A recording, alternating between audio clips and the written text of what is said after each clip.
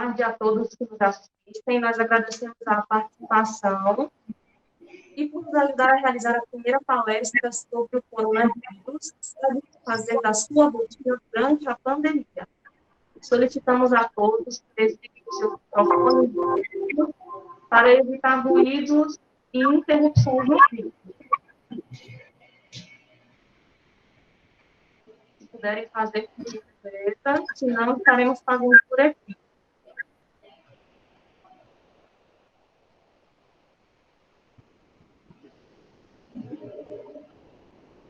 É importante lembrar que as perguntas podem ser enviadas via chat e serão respondidas ao vivo pela nossa palestrante, doutora Clarice Monteiro. Olá. Olá, doutora Clarice. Vamos só te apresentar aqui rapidinho, né? Nós sabemos que a pandemia tem afetado a todas as famílias, a nossa rotina. Ela tem trago mudanças na nossa vida e muitas vezes nós não sabemos lidar com isso. E esse é mais um benefício do bem-estar da ANASP para todos os associados e não associados que estão nos assistindo. E a nossa palestrante é a Clarice Monteiro. Ela é mestre em Biologia Molecular e Celular e doutora em Microbiologia Médica Humana. Doutora Clarice, a gente tem uma palavra para você. E agradecemos a participação de todos e desejamos uma boa palestra. Muito obrigada, boa tarde a todos. Eu queria confirmar se vocês estão conseguindo ver a minha apresentação e conseguindo me ver também. Então? Sim, estamos conseguindo todos. Os microfones estão desligados para evitar os ruídos eu não estou conseguindo ver vocês. Eu até queria tentar ver um jeito de eu conseguir ver pelo menos a tela de algumas pessoas. Deixa eu ver se eu consigo.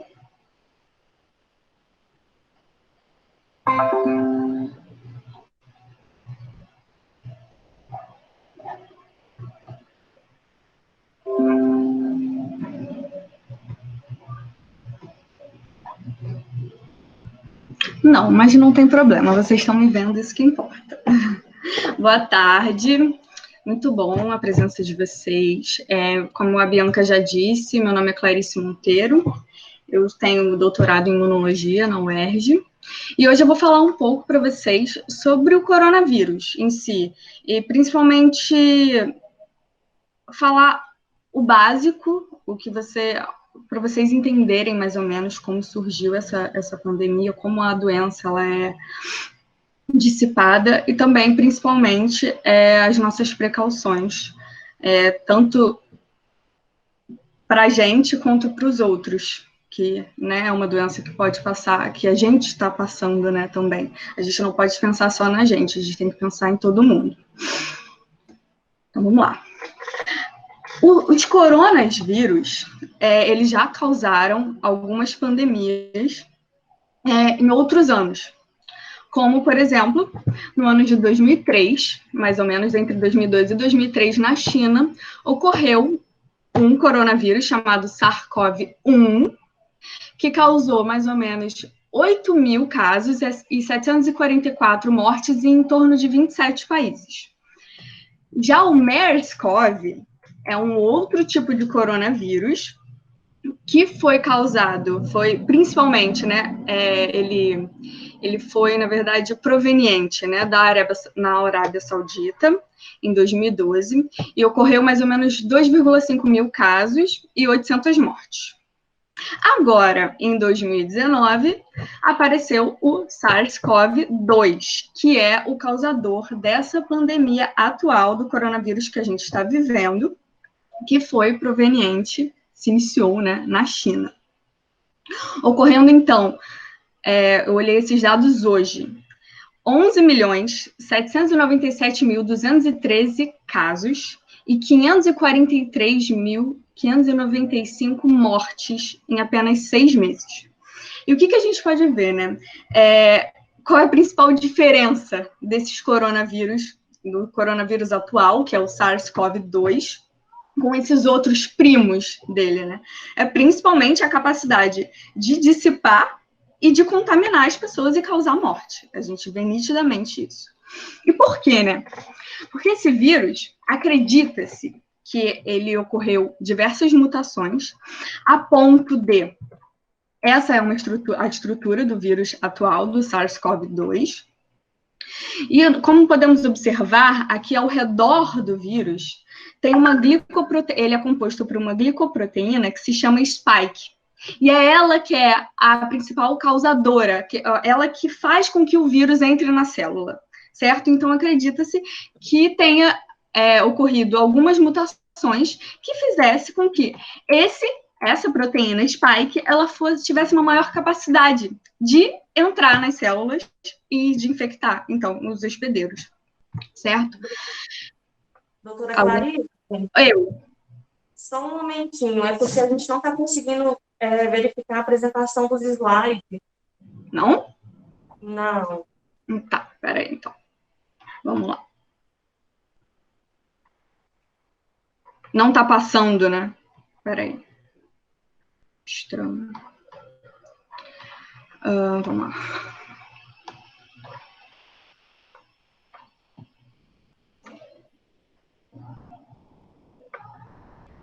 E agora?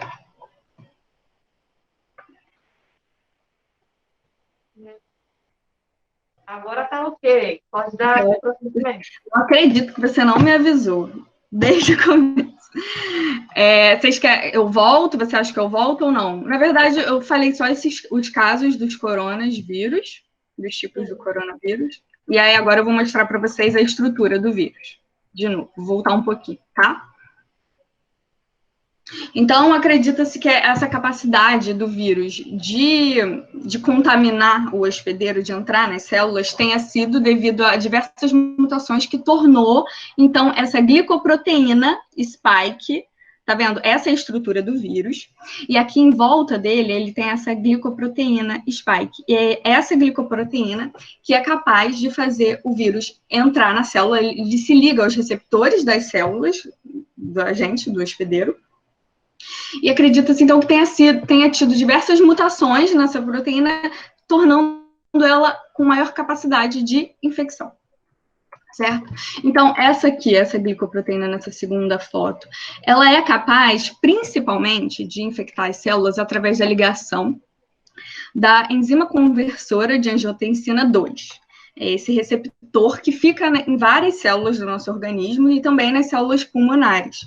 Uma vez, então, esse vírus ele entra nas nossas células, ocorre a sua replicação, né? Ele replica e aí essa célula morre. Quando essa célula morre, os vírus eles são dissipados para o nosso organismo, certo? Além disso, estudos mais atuais têm mostrado que a proveniência desse vírus tenha sido principalmente da interação do ser humano com esse bichinho aqui, o pangolim, certo? Ao contrário do que muitos diziam no começo a respeito dos morcegos. Cerca de 70% a 80% do genoma viral ele está relacionado ao genoma do pangolim.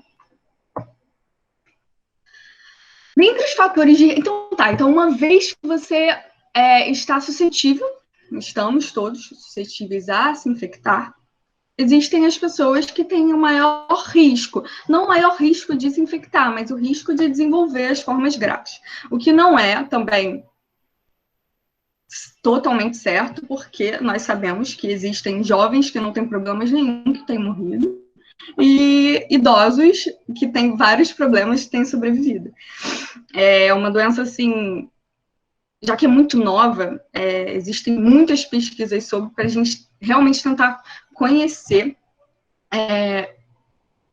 totalmente, para a gente entender o que realmente pode estar causando isso. Infelizmente, todos do mundo inteiro estão correndo com isso, mas existem ainda muitas coisas a serem pesquisadas.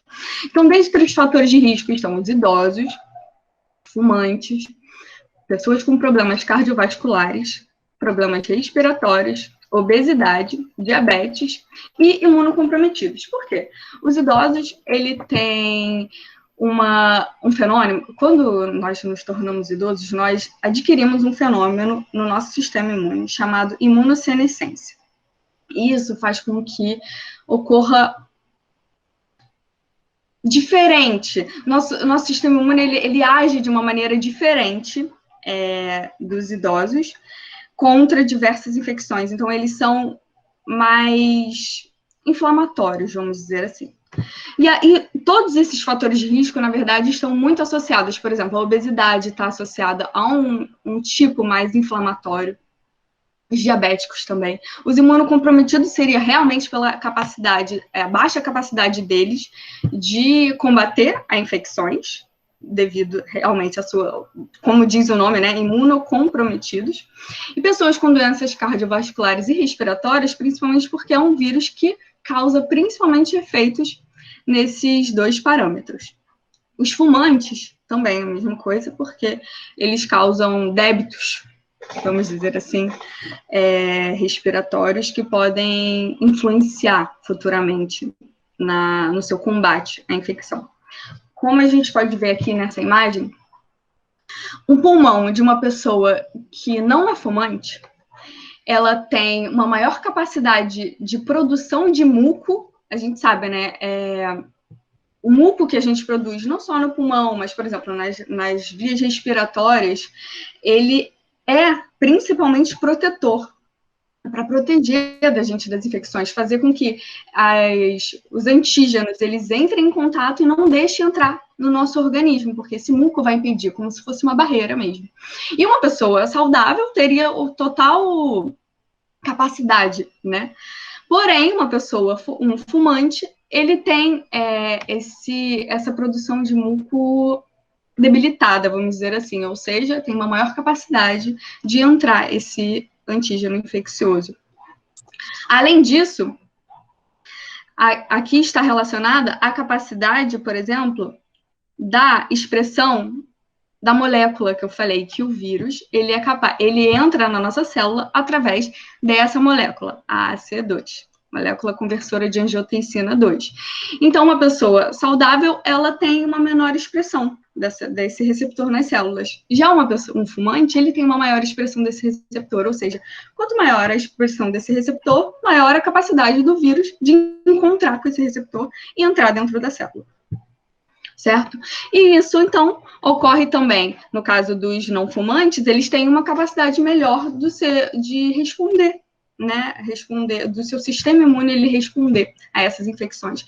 Já o fumante, ele, por ter um fenótipo ser mais inflamatório, como eu disse, existe um fenômeno que é o que se tem mais, é o que está mais concreto com relação à gravidade da doença, que seria relacionada ao fenômeno chamado cytokine storm, ou seja, em português seria tempestade de citocinas.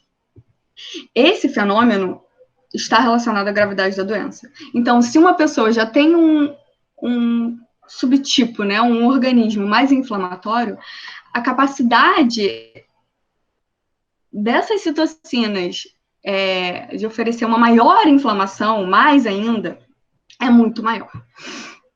Então, principalmente, a gravidade da doença está relacionada à tempestade de citocinas. Citocinas são substâncias produzidas pelas células do sistema imunológico. Uma vez, então, o vírus ele vai entrar no nosso organismo e as células do sistema imunológico vão reconhecer como algo errado, certo? Algo que não é do nosso organismo. E aí elas vão agir. E aí, na hora que elas vão agir, elas liberam essas substâncias para fazer com que chamem mais células para ir ao combate no local da infecção. E isso causa inflamação. Por exemplo, quando a gente se machuca, e aí você vê que a sua pele fica inflamada, é exatamente isso. São células do sistema imune que estão ali produzindo diversas citocinas, tentando combater aquele machucado que você teve.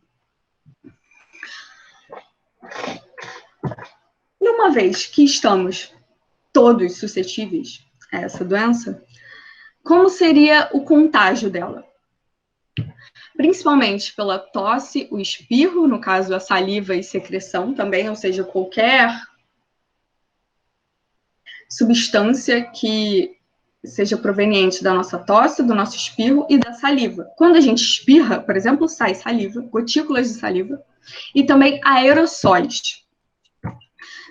Como podemos ver nessa imagem, conseguimos ver nitidamente uma pessoa quando ela espirra, o que acontece. E tá vendo, se a gente observar, existem diversas gotículas maiores, que são as gotículas de saliva, mas também existem outras muito menores, que são os chamados aerossóis. E eles são mais leves, então eles permanecem por muito tempo no ar. Esse é o maior problema. Não é porque uma pessoa espirrou perto de você que você vai pegar. Você pode pegar, uma pessoa espirrou, os aerossóis normalmente eles se mantêm no ar por mais ou menos 3 horas. Então, por exemplo, uma pessoa espirrou naquele lugar e passou. Se você passar por ali, tem muito risco desses aerossóis eles estarem planando por ali ainda. E se você estiver sem máscara, você vai respirar e você pode pegar a doença. Por isso que essa doença, ela é muito contagiosa. Porque por demorar tanto tempo e as pessoas não estarem usando máscara devidamente, pelo menos aqui no Rio de Janeiro, e esse é o maior problema, e é o maior problema do contágio. E também, claro, toque ou aperto de mão e objetos contaminados. Como assim? Esse seria mais ou menos o caso da transmissão indireta. Porque uma pessoa que está tossindo ou mexe na boca, porque é isso. Um dos sintomas pode ser tosse ou espirro, mas não necessariamente a pessoa vai ter tosse e espirro. Então, eu tô contaminada, um exemplo, e aí eu mexo na minha boca, não sei o que, eu saio na rua, encosto na mão de alguém, tem risco da pessoa pegar. Eu tô tossindo também. A foto dessa menina aqui do lado, ela tá com o guardanapo na mão, de papel, segurando, aí ela vai lá e segura a mão de alguém, tem o risco de ser contaminado. Qualquer objeto que eu tocar, eu vou lá e mexo no meu celular. Meu celular tá contaminado. Se outra pessoa mexer no meu celular, tem o risco dela pegar. Esse é o maior problema, e eu acho que é por isso que está tendo um grande número de casos. As pessoas, às vezes, se preocupam com algumas coisas e não se preocupam com tudo, né? O uso de luva, por exemplo. Eu já estou até adiantando. O uso de luva, por exemplo. As pessoas usam luva, vão ao mercado, aí elas vão lá com a luva. Eu vejo muito isso, é o que eu mais vejo, na verdade. A pessoa entra com a luva no mercado, mexe em tudo com a luva e continua com a luva, fica com o celular na mão, mexe no cartão, mexe em tudo, a sua luva está contaminada. Depois que você encostar nos seus objetos contaminados, você tem que retirar a sua luva, certo? Você não pode você não pode encostar a luva em lugares que teoricamente deveriam ficar limpos, como o seu celular, o seu cartão, você vai botar na sua bolsa e vai levar para sua casa. Certo? Então, como eu estava falando, os aerossóis, que são essas partículas menores, elas mantêm por até 3 horas ali. Então, como eu falei, uma pessoa pode espirrar, daqui a 3 horas, 2 horas, se você passar, você pode inalar essa partícula. E, provavelmente, causar doença. O cobre, ele pode ficar até 4 horas com o vírus, o papelão até 24 horas. Então, se você pega uma caixa de papelão do correio, por exemplo, e encostar normalmente, tem o risco de você pegar. Aço inoxidável, ele se mantém por até 2 dias, e o plástico até 3 dias. Então, se alguém, por acaso, espirrar, encostar, ou com a mão contaminada, encostar numa água, por exemplo, no supermercado, se você encostar com a garrafa naquela água que a outra pessoa contaminada encostou, você vai pegar. Sim, ficamos neuróticos. É bem complicado, você muda realmente a sua qualidade de vida, mas eu acho que é necessário, porque é uma coisa que pode causar danos a familiares, ao ser humano, né? Então, a gente tem que se preocupar.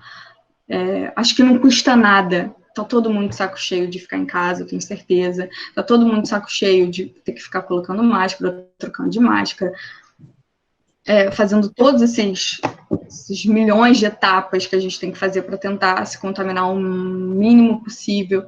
Mas é necessário e vai acabar.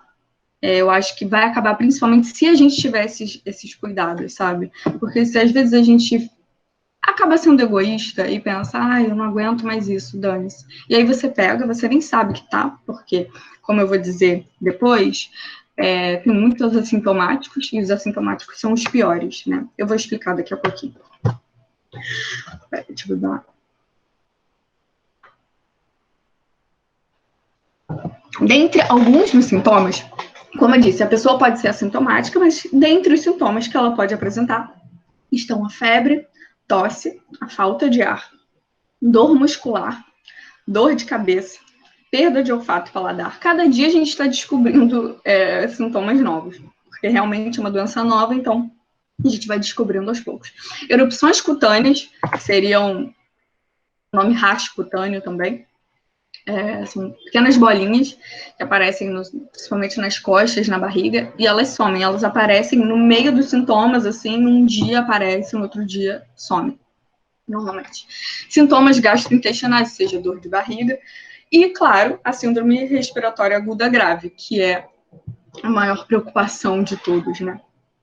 Então, não é porque você não tem febre que você não está tendo a doença, tá?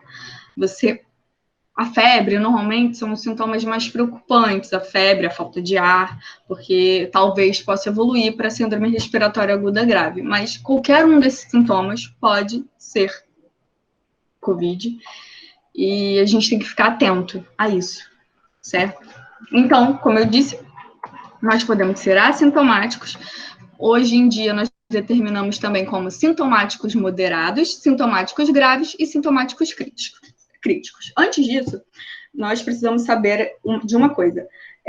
Por exemplo, eu saí agora e aí eu encostei na portaria do prédio. Encostei na portaria do prédio que estava contaminado. Normalmente, eu vou demorar de 2 a 14 dias para apresentar algum sintoma, se eu for apresentar algum sintoma. Isso não quer dizer que você não tenha a capacidade de passar a doença. Então, entre 2 a 14 dias, esse vírus ele vai estar replicando dentro de mim a ponto de aparecerem os sintomas ou não. Mas isso não quer dizer que você não está doente. Essa é a maior questão. Se você está se sentindo bem, continue usando máscara, porque isso pode proteger muitas pessoas. Porque não é só tosse e espirro. Ao falar, você solta aerossóis. Então, se você está conversando com alguém, qualquer momento que você está no ar, eu já vejo muita gente assim, tá na fila do banco, aí tá todo mundo espaçado, e aí, tá espaçado, não tem ninguém aqui perto, vou tirar a máscara aqui rapidinho. Você tira a máscara aqui rapidinho, só que em algumas horas atrás, pode ter tido alguém que passou ali e que tinha a doença e que tem aerossóis dessa pessoa. Você vai respirar e você pode pegar a doença. Ou seja, tudo pode pegar doença. Então, dentre os assintomáticos, realmente você não tem sintoma nenhum. São sortudos, né? Sortudos entre aspas, porque por eles não terem sintomas, normalmente eles são classificados como os mais capazes de passar a doença. Porque uma vez que você não tem sintoma, você acha que você está bem, então você usa menos máscara e acaba passando para outras pessoas. É mais fácil, né? Você tem compartilhamento de objetos, de colher, de qualquer coisa, isso pode pegar, uma vez que pega pela saliva. Então, a gente tem que tomar cuidado com essas coisas. Os sintomáticos moderados, eles são pessoas que tiveram qualquer um desses sintomas, que eu mostrei aqui, mas que não precisaram de auxílio para respiração, né? Não precisou de respiração mecânica nem de intubação. E, normalmente, eles progridem a doença, mas eles têm uma recuperação em mais ou menos uma semana. Então, esses são os sintomáticos moderados.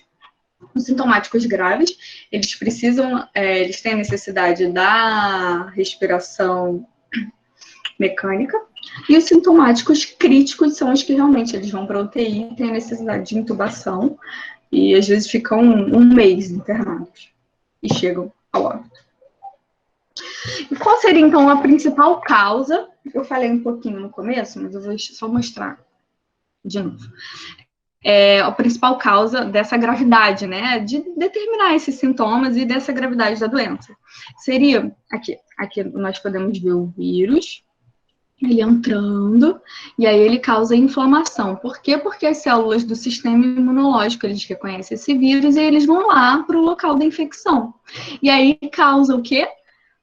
A tempestade de citocinas, que existem algumas citocinas principais relacionadas a esse fenômeno da hiperinflamação, e no momento que causa essa hiperinflamação, ela causa, então, ela pode causar arritmia, falha coronária, e também a síndrome coronária aguda, que pode levar, então, a parada cardíaca, que é nada mais, nada menos do que a diminuição da circulação para o coração, certo? E aí, no caso do pulmão, o que acontece? A partir do momento que ocorre uma hiperinflamação, ocorre o acúmulo de fluidos. Já viu quando você se machuca? Se você apertar, tem o pus. O pus é o resultado de uma hiperinflamação que está naquele local. Então, se ocorre uma hiperinflamação nos alvéolos dos nossos pulmões, ocorre o acúmulo de fluido. E esse acúmulo de fluido, ele pode ser tão grande a ponto de romper e passar a compor a nossa corrente sanguínea. E isso que causa, então, os casos realmente graves. Então, uma vez que você está com a doença, hoje em dia existem alguns métodos para fazer o diagnóstico da doença. O principal é a procura do RNA do vírus, ou seja, do material genético do vírus, pela técnica de PCR, que eu acho que todo mundo já ouviu falar, que o nosso plano cobre. Hoje em dia, o plano está cobrindo a sorologia, que eu vou falar um pouco depois, mas normalmente o PCR.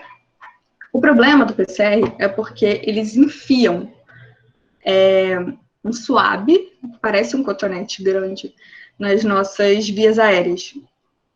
E, às vezes, dependendo da pessoa, se ela não souber manusear aquilo direito, não souber não guardar a amostra devidamente, tem o risco de não detectarem o RNA do vírus. Então, por isso que falam que o PCR, na verdade, ele tem 60% de sensibilidade, que a gente fala de ser sensível, né, de causar a resposta certa.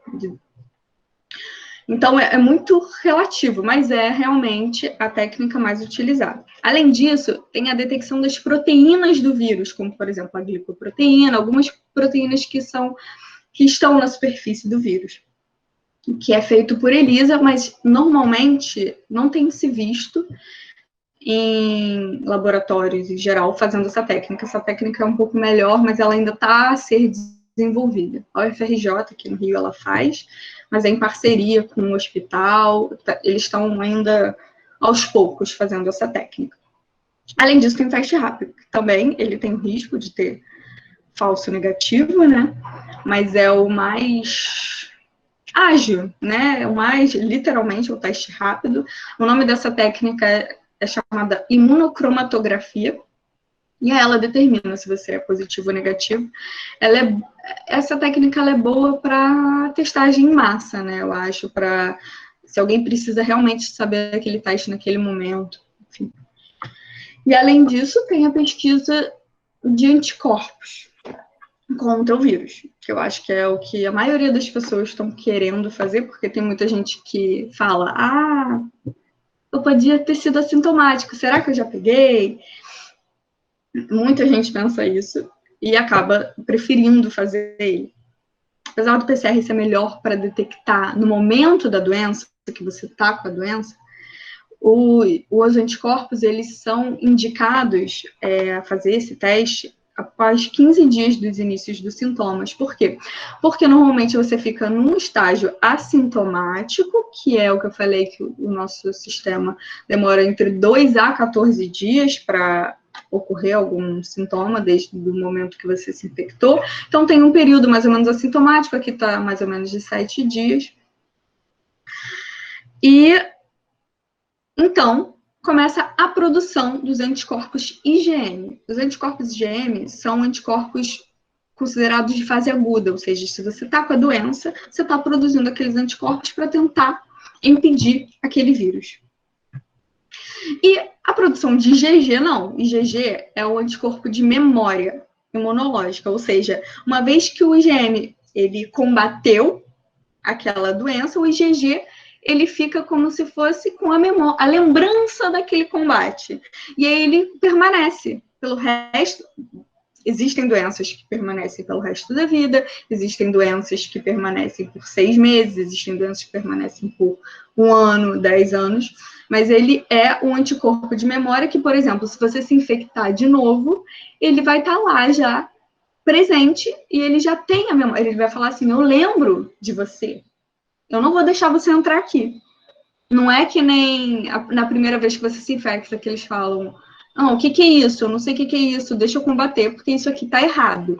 O anticorpo de memória, ele realmente lembra. Então, se ele lembra, ele já sabe exatamente, vamos dizer assim, ele já sabe exatamente como combater, certo? Então, normalmente, as pessoas têm o IgM, aí depois de 14 dias, elas começam a produzir o IgG de memória, e aí o IgM cai, ela depois para, porque o IgM, ele é um anticorpo de fase aguda da doença, ou seja, normalmente está combatendo a infecção, como eu falei. Também existe a testagem dos anticorpos IgA. São anticorpos IgA, são anticorpos que agem na mucosa, como, por exemplo, na mucosa pulmonar. Então, já que esse vírus, ele age no pulmão, no intestino, que é também mucosa, tem muita gente que faz essa testagem também de IgA. Certo? No entanto, existem muitas pessoas que não estão desenvolvendo anticorpos. Eu acho que isso é o maior desafio da pesquisa. Primeiro é como agir a essa tempestade de citocinas, né, chamada. Como que a gente pode combater isso? Porque se uma vez combater isso, provavelmente as pessoas não vão desenvolver a fase grave da doença, né? É o que se espera. E também entender o porquê tem algumas pessoas que não produzem anticorpos. Alguns artigos mais atuais têm indicado, né? Nem mostrado, indicado. Porque, uma vez que está todo mundo pesquisando, tem muitos artigos, assim, que eles são muito rasos, sabe? Então, eles só indicam coisas e realmente é isso. Porque já que a gente não conhece, é só uma indicação. A gente tem que estudar cada vez mais para ter algo concreto, realmente. Então, por exemplo, tem pessoas que não produzem anticorpos, aí você pergunta, né? E essa pessoa que pegou a doença e não produziu anticorpo? Será que ela vai combater esse vírus, né? De novo, se ela se infectar, será que ela tem o risco de se infectar de novo? Tem alguns estudos indicando que existe uma memória imunológica de uma célula chamada célula T. E que talvez essa célula T de memória que gerou... É como se essa pessoa ela não precisasse produzir os anticorpos para combater a doença. Então, ela combateu a doença, normalmente... As pessoas que não estão produzindo anticorpos, normalmente são as mais assintomáticas, a princípio, o que se indica. E aí, provavelmente, essas pessoas, elas têm essa memória dessas células T. Então, provavelmente, se ela entrar em contato com o vírus de novo, a célula T vai reconhecer ela. Reconhecer esse antígeno, né, do vírus, do coronavírus. Mas são apenas especulações. A gente precisa realmente fazer estudos mais longos. Esse é o maior problema também. Tem que avaliar. Também, a pessoa produziu anticorpo. Quanto tempo vai durar esse anticorpo? Ninguém sabe, porque, por exemplo, esse vírus chegou na China há 6 meses. Você não sabe se ele durou 6 meses, se ele vai durar 1 ano, a gente não sabe. Por exemplo, a vacina da gripe, a gente toma vacina para gerar anticorpos. O maior objetivo de uma vacina é gerar anticorpos. Então, a gente tem que tomar vacina da gripe todo ano. Por quê? Porque são vírus diferentes também circulando, mas são memórias curtas mesmo. Então, precisa ainda de muito monitoramento por parte da pesquisa para entender quanto tempo a pessoa está... E será que quando acabarem os anticorpos, tipo, elas não estiverem mais produzindo anticorpos em algum momento, será que elas combateriam? A gente não sabe. Então, mesmo se você tiver tido, continue usando máscara. Por favor. Além disso, para o monitoramento, também para auxiliar no diagnóstico, as pessoas têm feito uma tomografia computadorizada do pulmão. E como podemos observar aqui, eu não sei se vocês vão conseguir ver, mas eles falam que seria uma aparência de vidro fosco, como se fosse o pulmão aqui, e tá vendo? Tem umas manchas meio opacas no pulmão. Então, essa seria a característica que a doença causaria no pulmão ao você fazer uma tomografia computadorizada, tá vendo? Em várias manchinhas no pulmão que seriam caracterizadas como vidro fosco. E aí, realmente, você vê que acometeu o pulmão. Então, como eu disse desde o começo, quais seriam... Como que a gente poderia prevenir, né? Primeiramente, evitar sair de casa. Eu sei que tem muita gente precisando voltar a trabalhar por diversas questões, mas voltar a trabalhar é uma coisa, outra coisa é ter que sair, curtir com os amigos, achar, eu preciso ver não sei quem, a gente precisa conversar, e aí conversa, a pessoa não consegue conversar de máscara, tem gente que não consegue. Então, assim, evita sair de casa, pensa que é um momento agora que você está tomando conta da vida de muitas pessoas queridas suas, sabe? Mas se você tiver que sair, usa máscara e álcool sempre. Porque já que ele é um vírus sensível até, ele morre com sabão e com álcool, é simples, você chega em casa. Eu vou falar algumas coisas que eu faço quando eu saio, enfim. Essa máscara que está na foto é a chamada N95. Vocês já devem ter ouvido falar. Ela é a principal máscara que realmente protege dos aerossóis. Essas máscaras que a gente compra de pano, elas protegem, mas elas não protegem 100%. Então, essa máscara, tá vendo que ela é toda vedada? Sempre a N95. Aí você vê, se protege de aerossóis, que são essas micropartículas que ficam realmente suspensas no ar por muito tempo. Então, às vezes, a máscara ela é meio abertinha, entra e essas N95, elas têm um material meio filtrável, sabe? Então, elas que são as ideais para a gente usar, para realmente impedir que a gente respire esse vírus. E, além disso, o álcool, claro. Além disso, se você precisar sair de casa, por favor, evita usar transporte público. Por quê? Porque o transporte público passam diversas pessoas respirando, tirando máscara. Aqui, por exemplo, é proibido entrar no metrô sem máscara. Tudo bem. Mas aí a pessoa entra no metrô e tira a máscara. Enfim. Então, o transporte público é um local que realmente sempre está passando pessoas. Então, é um local mais suscetível. Em Brasília é mais difícil, porque as pessoas usam carro. Mas nas outras, muitas cidades, a maioria, a gente usa transporte público e é normal. E aí, o que acontece? Você tem que lavar, passar álcool, enfim, higienizar suas mãos antes, após e antes também, de tocar qualquer objeto. Porque, por exemplo, antes de sair de casa, então, por exemplo, se eu estou contaminada e eu estou com a minha mão suja, eu não lavei, aí eu vou encosto em outro lugar, outra pessoa pode encostar. Se você tocar nesse lugar que está contaminado, lava a mão. Normalmente, eu saio de casa, coloco o álcool em gel numa das minhas mãos, abro a porta, fecho tudo, mexo a portaria do prédio, não sei o quê, em tudo que eu encostei. Eu vejo que sair do prédio, eu vou e passo álcool nas duas mãos. Sempre eu faço isso. E aí você não pode tocar no seu rosto. Por quê? Porque se sua mão tá suja, você vai lá, coça. Eu tenho uma amiga que ela diz que ela acha que ela pegou assim. Tava no supermercado, encostou em várias coisas, foi coçar o olho. Por quê? Porque você encostou no objeto, sua mão tá suja, pode estar contaminada, e você toca no olho, no seu rosto. Muito mais fácil. E também não tocar na máscara. Porque a máscara pode estar cheia de vírus aqui. Eu vejo muita gente arrumando a máscara o tempo inteiro. Tenta sempre mexer na máscara nas partes laterais, não na parte da respiração.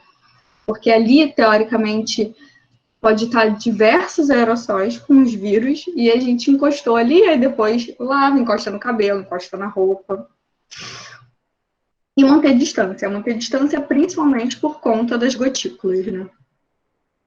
E por que usar máscara, né? Porque, como a gente pode ver nessa primeira imagem, é uma pessoa contaminada, com os aerossóis, falando, espirrando, tossindo. tanto faz. As gotículas do vírus, as partículas virais estão ali e a outra pessoa está super suscetível a respirar. Mas, porém, mesmo se essa outra pessoa que não está contaminada, se ela estiver de máscara e a pessoa contaminada estiver sem, ela também está passando muito mais, porque às vezes ela não usa a máscara ideal, então vai estar, essas partículas virais, elas vão estar no nosso ar durante muito tempo. Então, o ar vai estar contaminado. Aí, o risco é médio quando a pessoa contaminada usa máscara. Por quê? Porque a partir do momento que ela fala, que ela espirra, que ela tosse, a máscara, ela contém as partículas do vírus ali. Então, por isso que é mais importante ainda, até se você não for, assim, se você não tiver sintomas, se você for assintomático, mas você pode estar tendo e você não sabe, você usar a máscara. E, óbvio, o risco mais baixo é o uso de ambos usarem as máscaras, que ambos estarão livres dessas partículas virais contidas no ar. Tá, e aí uma vez que você usou a máscara, como é que você tem que tirar a máscara? Como eu disse no começo, né? A gente lava a mão, por quê? Porque se você encostou em algum lugar, sua mão estiver suja, aí você vai encostar, você vai contaminar sua máscara e seu rosto.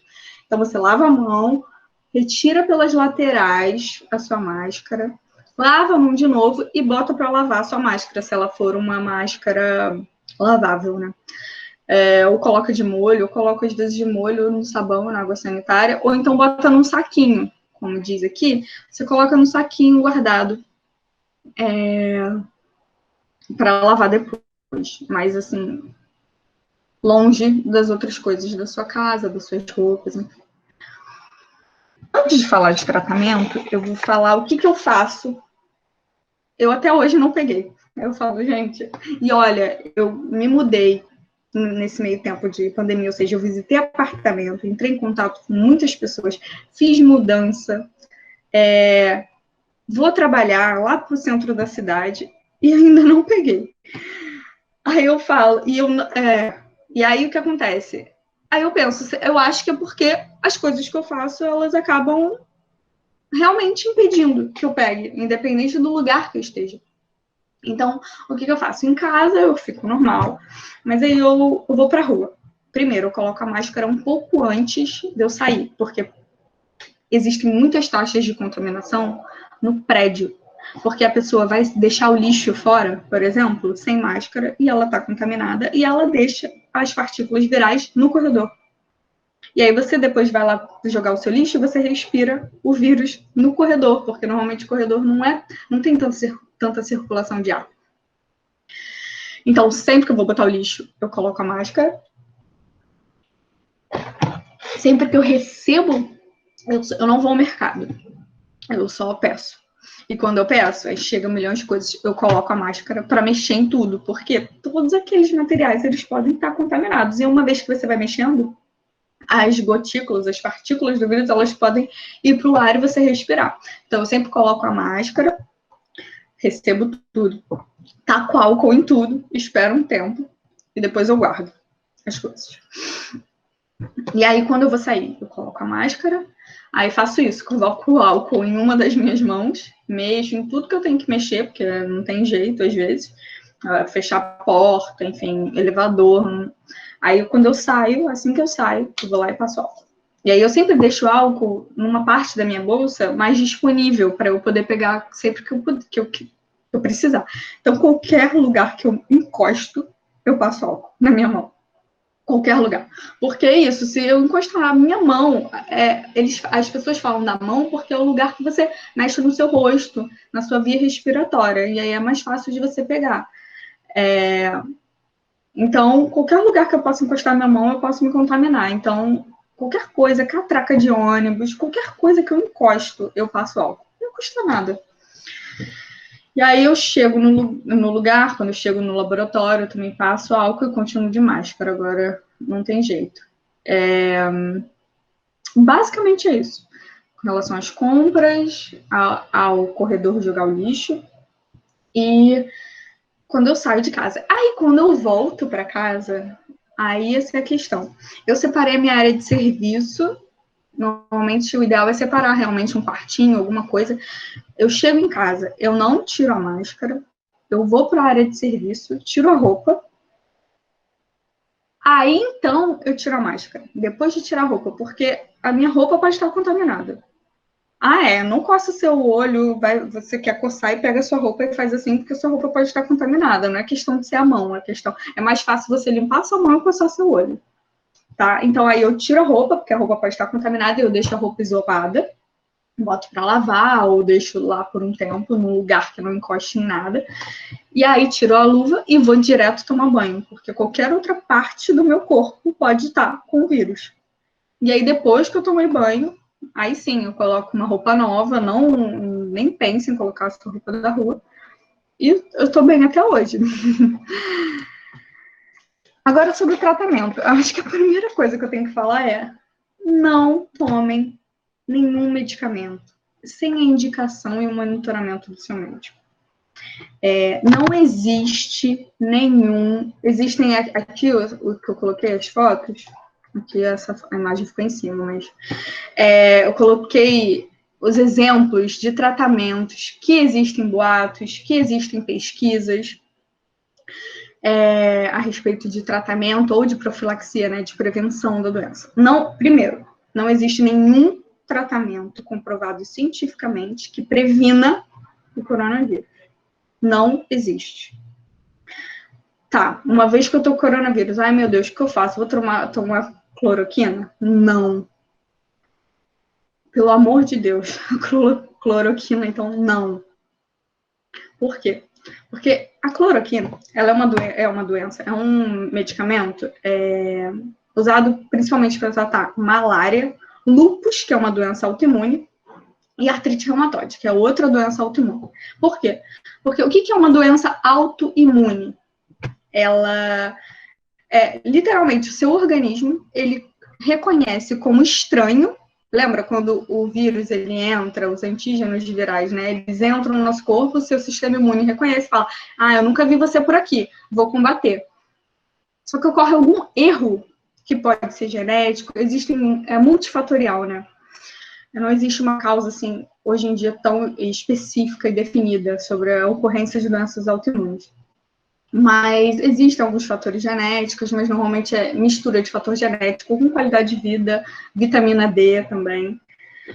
E seu organismo ele reconhece algo que é seu como impróprio, ou seja, como vou combater isso. E é isso que causa as doenças autoimunes. Então, ocorre o quê? Um excesso de inflamação, de ação desse seu sistema imune, e uma coisa que é sua. Então, você toma esses medicamentos juntamente com corticoide, normalmente, corticoide é um imunossupressor, ou seja, ele deprime o seu sistema imune. Para tratar as crises, normalmente. Certo? Ou para impedir que ocorram crises, mas normalmente são medicamentos que diminuem essa qualidade da sua resposta imune. A anti-L6 também, ela é utilizada principalmente para tratar a esclerose múltipla, que é outra doença autoimune, do sistema nervoso central. E por que estão testando? A hidroxicloroquina, eu acho que devem existir alguns estudos, mas em processo, né? Mas todos os estudos feitos até hoje mostraram que a hidroxicloroquina não adianta contra o coronavírus, e não só isso. Ela pode piorar o quadro. Por quê? Porque um dos efeitos colaterais da cloroquina é a arritmia.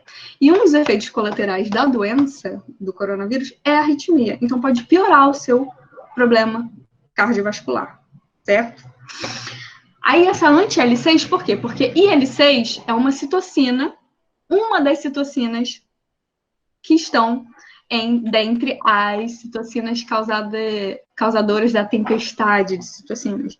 Então, uma das estratégias que as pessoas estão pensando é agir contra o receptor dessa citocina. Então, essa citocina ela não poderia agir, e uma vez que ela não age, talvez a pessoa possa não ter tanto, né? Não pode desenvolver a doença para forma grave. Mas também é algo que está no início. Na verdade, nenhum desses tratamentos foram feitos para o coronavírus, né? As pessoas estão pegando alguns tratamentos de outras doenças, para tentar ver se funciona, mas isso é uma medida de desespero. É exatamente desespero para tentar amenizar essa crise, essa morte exacerbada que está tendo. Enfim, mas também tem pesquisa. Todos os medicamentos, eles estão em pesquisa. Nenhum deles é comprovado que você vai ser curado ou não vai desenvolver a forma grave da doença, tá?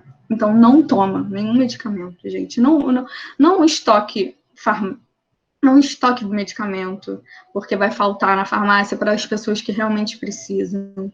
Entendeu? A ivermectina é o mais famoso de todos agora, né? Ele é um tratamento para verme, só que uma das ações dele é anti-inflamatória. Então, tentaram, só que o que acontece? Existem realmente estudos in vitro, que a gente fala. A gente pega as células e coloca numa plaquinha mesmo, a gente faz uma cultura dessas células com a ivermectina. Tem alguns artigos mostrando que ela seria capaz de diminuir 50% mais ou menos a replicação do vírus em cultura, que é completamente diferente numa pessoa. E, além disso, tem doses muito mais altas do que a do medicamento, ou seja, e se você tiver uma dose muito mais alta do medicamento, se você tomar muito mais, você também pode ter outros efeitos colaterais do medicamento. Não vai tratar a sua doença. Por favor, não usa nenhum remédio antes de ser comprovado com pessoas. Porque o que acontece? A ivermectina teve esses artigos mostrando isso, que poderia estar diminuindo a replicação do vírus em 50% por 48 horas. Mas aí, se você continuasse o tratamento por 72 horas, já não funcionava mais, ou seja, só diminuiria 50%. Ah, tá, mas se diminuir 50%, pelo menos teoricamente, eu poderia não desenvolver para forma grave. Mas isso foi in vitro, como eu disse. O que acontece? Quando a gente toma um medicamento, existem milhões de outros fatores no nosso organismo que influenciam nesse medicamento. A absorção, fatores hormonais, existem milhões de fatores. Então, é completamente diferente você colocar a ivermectina diretamente nas células e ver em cultura, e no nosso organismo, que tem fatores genéticos, tem tudo. Tem muita gente dizendo, porque eu tomei no início dos sintomas e depois eu melhorei. Mas quando a gente tem essa doença, normalmente a gente tem alguns sintomas e a gente tem realmente uma melhora espontânea. Então, as pessoas podem estar confundindo, tomando o medicamento e tendo a sua melhora espontânea e achando que é por causa do remédio. Certo? A azitromicina também é outro que tá na moda. É um antibiótico. Se vocês não sabem, quem não sabe, antibiótico é um tratamento para matar bactéria. Ou seja, não é antiviral. O coronavírus é um vírus. Então, e ainda, deprime o sistema imunológico, o uso de antibiótico. Todo mundo sabe que o uso de antibiótico, sem ser por indicação médica, que pode causar diversos efeitos colaterais. Então, não faz sentido você tomar um antibiótico que é para você vai matar todas as suas bactérias tão benéficas do seu organismo que podem estar ajudando depois a você combater a doença. Da cloroquina também, a mesma coisa. É anti-inflamatório. O ivermectina também. Mas o que acontece? Se você deprimir o seu sistema imune, lembra que um dos fatores de risco são os imunodeprimidos? Se você deprimir o seu sistema imune, ou seja, ser anti-inflamatório, o seu sistema imune ele pode não agir contra a doença. Mas a gravidade da doença não está associada a uma inflamação? Sim, é porque depois de um tempo pode ocorrer essa inflamação, essa hiperinflamação. Mas para o início da doença, para combater o vírus, quando ele está entrando no seu organismo, você precisa do seu sistema imune. Entendeu? Então, não deprima ele, porque é aí que você vai provavelmente progredir para a piora da doença. Também estão usando medicamentos anti-HIV como teste, mas estão fazendo alguns testes, mas também não tem nada comprovado, porque, na verdade, esses medicamentos anti-HIV, eles inibem a replicação do vírus HIV, não do vírus coronavírus. Então, também são testes que estão tendo. Normalmente, os médicos, eles acabam usando anticoagulantes, quando a pessoa está com sintomas semelhantes a desenvolver algo coronariano, que é essa diminuição do fluxo sanguíneo, então usa esse anticoagulante para não ter a formação de coágulo e melhorar essa circulação. É o que tem usado no tratamento, mas é a administração do médico, com doses do médico, dependendo da pessoa, se ela precisar. Infelizmente, a gente não tem nada concreto. Com relação à vacina, existem diversas vacinas, eu nem fiz um slide de vacina, mas existem diversas vacinas que estão sendo testadas. Tem algumas que já foram para a segunda ou terceira fase, que é para testar em humano, e cada vez as fases, elas são determinadas de acordo com o aumento do número de pessoas a serem testadas. Mas também, nós não sabemos ainda. Espera-se que a gente consiga, até o final do ano, uma vacina, mas não é... E eu não sei se vai ser certa para tais pessoas, se vão fazer umas vacinas que são específicas para idosos, não sei. Eu não sei como vai prosseguir isso. A gente não sabe se vai dar certo, né? Então, ainda, para você ter a vacina, você tem que monitorar a produção de anticorpos dessas pessoas, enfim. É algo, infelizmente, longo, mas também a gente tem que esperar, porque imagina se uma pessoa fizer com pressa uma vacina e a gente toma uma vacina e acontece algum efeito colateral trágico. Então, acho que todo cuidado é pouco, né?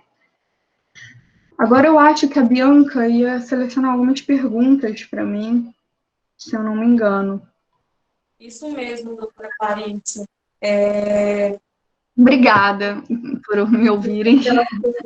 Pela sua apresentação, acho que ela esclareceu bastante as dúvidas dos nossos participantes, né? E nós selecionamos algumas perguntas e só informando que quem tiver outras dúvidas podem estar enviando por e-mail, que todas serão respondidas pela doutora Clarice. E o e-mail é o comunicacão sem cedilha e sem fio, @ anaspes, com S no final, .org.br. Estaremos também encaminhando o e-mail para envio das perguntas aqui no chat, disponível no link da palestra. Então, a gente selecionou aqui algumas perguntas. A Maria Luísa Vale Vieira, ela perguntou o seguinte: o encontro de no máximo 10 pessoas que usem máscara e mantenham distância é passível de contaminação? Olha, realmente, se todo mundo fizesse isso, ia ser... E num lugar, primeiro, eu acho que o principal é um lugar com circulação, né? Circulação de ar. Mas é o que eu falei, se você vai fazer um encontro e vai comer, você vai tirar sua máscara, e pode ser que tenham partículas virais ao redor. Não é indicado, mas tem muito menos chance de você se contaminar, sim, se você realmente manter distância. Mas se você tiver que comer ou beber alguma coisa, você vai tirar sua máscara e os seus objetos podem estar contaminados. Você vai falar ali, aí uma talher pode se contaminar e você depois vai pegar essa talher de outra pessoa que está do seu lado. Então, é um risco. É um risco. Temos outra pergunta aqui, que acho que você já até deu uma comentada, mas é uma pergunta que todo mundo, né, fica ansioso e quer saber, será que já foi contaminado ou não. É uma pessoa que ela já contraiu o coronavírus, ela pode pegar novamente? Então, entendi. Já que é um vírus novo, como eu falei, eu falei um pouco sobre isso, mas eu vou explicar de novo. Já que é um vírus novo, a gente realmente não sabe até quando, se essa pessoa teve anticorpo, até quando ela vai ter esse anticorpo. Então, a gente está fazendo, os estudos estão começando a monitorar isso. Para entender. A princípio, não. A princípio, ela realmente, se ela tem anticorpo, ela é capaz de combater essa doença. E se ela não tem, dizem que provavelmente pode ser células T, mas não tem nada comprovado. Então, continua usando máscara. Eu acho que não custa nada, assim. Tem muita gente... uma coisa que eu não falei. Muita gente, às vezes, tipo, fica 15 dias em casa, tá doente, fica 15 dias em casa. E depois sai. E aí, às vezes, sai sem máscara, fica andando sem máscara. Você pode ficar com vírus em você depois de você ter os sintomas, e você pode estar passando. O vírus, ele demora, às vezes, para sair do seu corpo. Às vezes, a pessoa faz um PCR e 30 dias depois ainda está com o vírus ali. Então, ela também pode passar. Eu acho que é por isso que está acontecendo esse número exacerbado de casos, assim. Às vezes, é falta de cuidado, né? De informação, e às vezes você acha que tá tudo bem e sai sem máscara, enfim. Não se cuida, aí acontece isso. São muitas coisas que podem causar a infecção, né?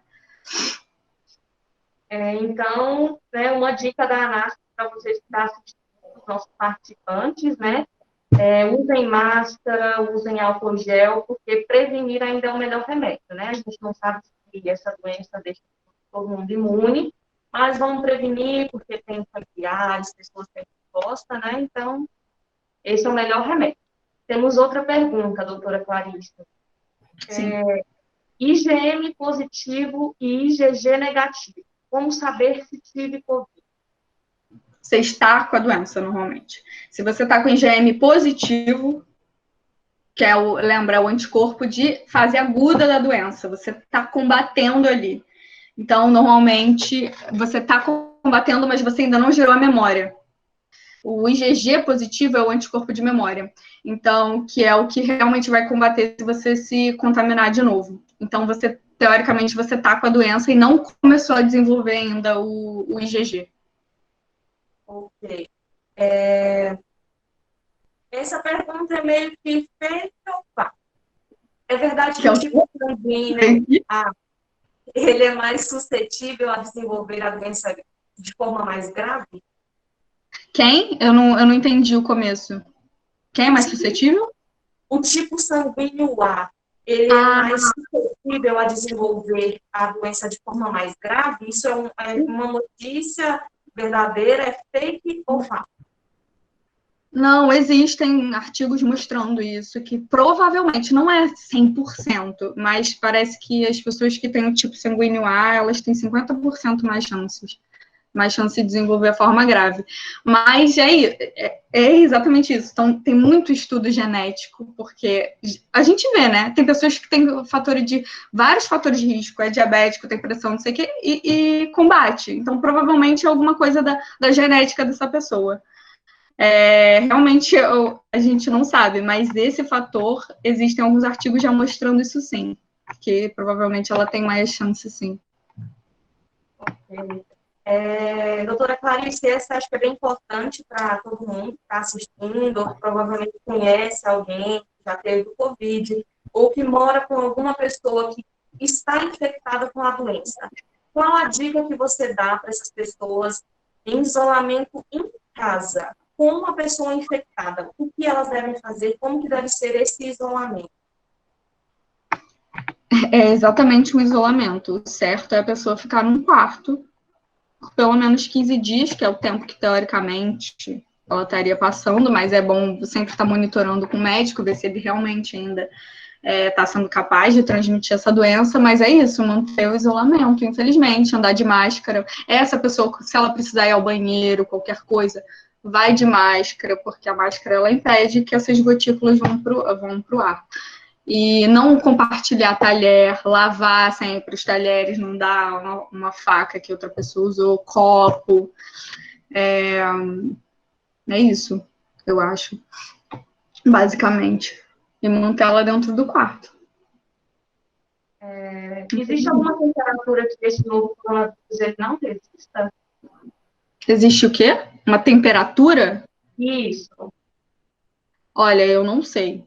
Eu não sei informar sobre isso. Normalmente, as pessoas diziam que ele era mais suscetível a calor, né, essas coisas, mas eu acho que isso é mais boato, porque ele sobrevive tanto na Suíça quanto no Rio de Janeiro. Então, sinceramente, é álcool e sabão. Sabão que mata, porque o sabão, ele entra dentro da célula e faz com que ela se exploda. Ela vai encostar na parede da célula e vai fazer, da partícula viral, vai fazer com que ele se exploda e ele morra. Entendeu? Entendi. Alguém mais tem alguma pergunta? Fazer a doutora Clarice? Eu gostaria de estar enviando para que ela respondesse depois. Tem algumas coisas no chat aqui, não vi durante. Eu queria fazer uma pergunta. Doutora Clarice, Roberto Oi. Melo, tudo bem? Tudo bom.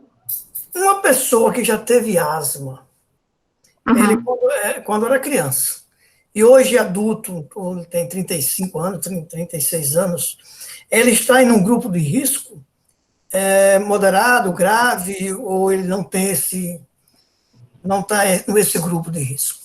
Então, o que eu falei de moderado e grave seria a classificação dos sintomas, não de ter o risco de ter a doença. É só dos sintomas que a gente determina, mais ou menos, como moderado, grave e crítico.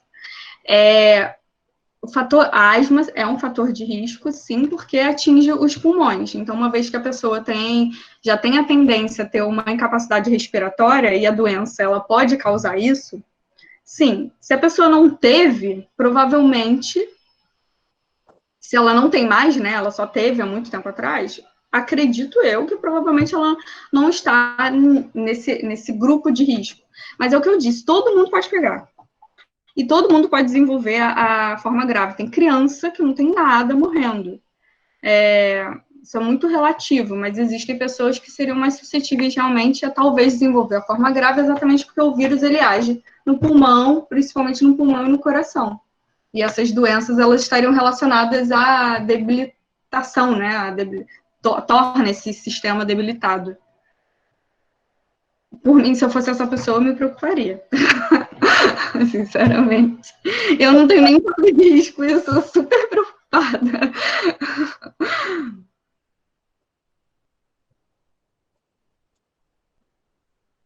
Temos mais alguma pergunta? Acho que não, né? Então é isso, gente. Nós agradecemos a participação de todos, da doutora Clarice Monteiro, por ter esclarecido as nossas dúvidas, né, e as dúvidas dos nossos associados e outros participantes de todos os estados, né? E gostaríamos de lembrar que esse é mais um benefício de bem-estar da ANASP para você. Se você tiver alguma sugestão de palestra, pode estar nos enviando. E a gente gostaria de agradecer muito, porque essa foi a nossa primeira palestra, foi algo meio corrido, mas deu tudo certo. E é isso. Obrigada a todos. Obrigada, gente. Boa tarde para vocês. Igualmente. Tchau.